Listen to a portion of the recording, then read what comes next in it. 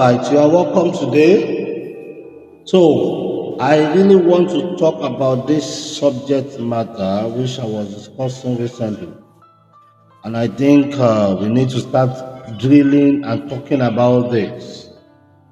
The menace we have on social media in the life of teenagers and youth on the social media, where we find even in fact Christian things becoming something else on the social media platform. Who is to be blamed? Is it the teenage or the youth or the parents? I'm talking within the church circle now, Christian circle. But here is the truth. My opinion of truth may not really be your own opinion. What you don't know, you criticize. More often in the Christendom, what we don't understand, we tend to criticize it. I've seen cases where ministers of God come on a pulpit and advise parents to ensure that their children does not have access to social media, that the social media is the reason why there's problem all over the world, the corruption there, dirtiness on the other part, and the rest like that. And then the parents will get home and put down a law that their child must not be on social media. But herein is the truth. Whatsoever you fail to teach your child simply because you don't know about it, eventually that child will get knowledge about it outside. Let me shock you, more often the knowledge they will get outside is the negative one, and then they will follow suit. They may not do it under your roof, but at any time or all the time they have access to get out, or even under your roof when you are not there, they do whatever they want to do. Yes, we've seen situations where teenagers under your roof create a social media account and block you access. They don't allow you to even know that they are the one. What is the genesis of changing of names? Because they don't want someone that knows someone that knows someone that knows their parents to tell their parents about them on social media. Now, because the parents too did not learn, and what you don't know, you cannot even teach, did not learn about the impact of social media in our world. So therefore, they've blacklisted every form of social media, believing that because somebody have told them that one girl, one boy got killed, got corrupted as a result of social media. So here is my take. Until parents begin to learn about social media, begin to learn what social media can do, not just the negative,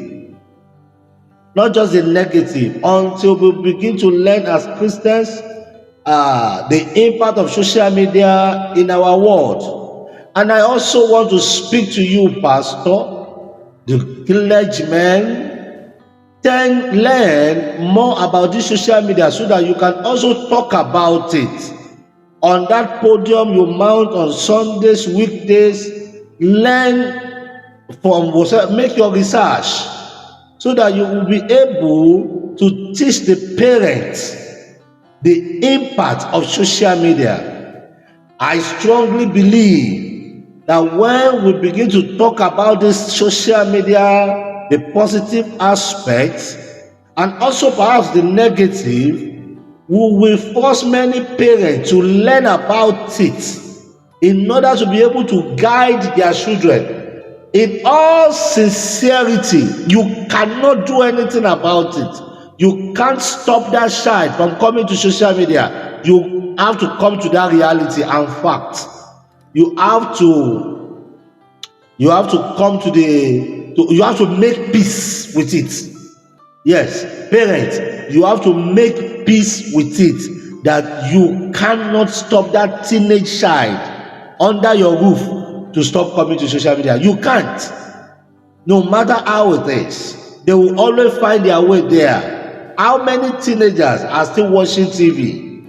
In our world now, many are not even coming to sit in the sitting room to watch family TV together, family programs together. They would rather watch it on their phone. Yes. The corrupt programs that they do on TV, many teenagers, they watch it, but they don't watch it on TV. They don't come to TV to watch it. They would rather watch it via social media. So therefore, parents, make peace with this fact that your teenager, that thing in your house,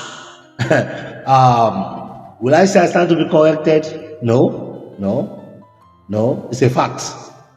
That teenager under your roof have access to social media. If you like, ban phone in schools. They will still smuggle phone into that school. Oh yes, because apart from addiction, many are using this phone to make ends meet. You have to. Many are using it to make money. You as the parent, you may not know about it, but it's a reality of our world. So, number one is that parents make peace with it, that you need to learn about this social media. If it takes you to call somebody to come and teach you, not that you may not want to use it, but for the sake of that teenage child under your roof, for the sake of that youth under your roof, for the sake of that child under your roof, learn it. Let somebody talk to you about it.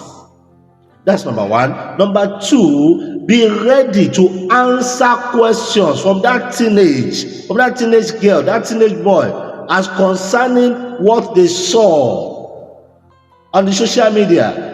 And once in a while, you also see something. You see something online, bring it to the family discussion, talk to your children about it, talk to that teenage girl about it. Not with the rod, no. Come down to that level, because this is social media. I remember those years, you will find mothers telling their daughter, don't allow a man to touch you, don't allow a man to touch you. If a man touch you, you will get pregnant. That is not an explanation for the teenager of today. That explanation, that law is for the ancients. It doesn't work today. It is now a principle of what you ask them not to do, that is what they want to taste. To every law you make available in your house, that is the more law available to be broken. And a child is a child. A child is who he is when guardian and parents are not there. It's not what they act in your house. It's not what they act in your house. You see your child say some things, and then you begin to wonder, where did this one learn this one from? Because you are not in the flow of today.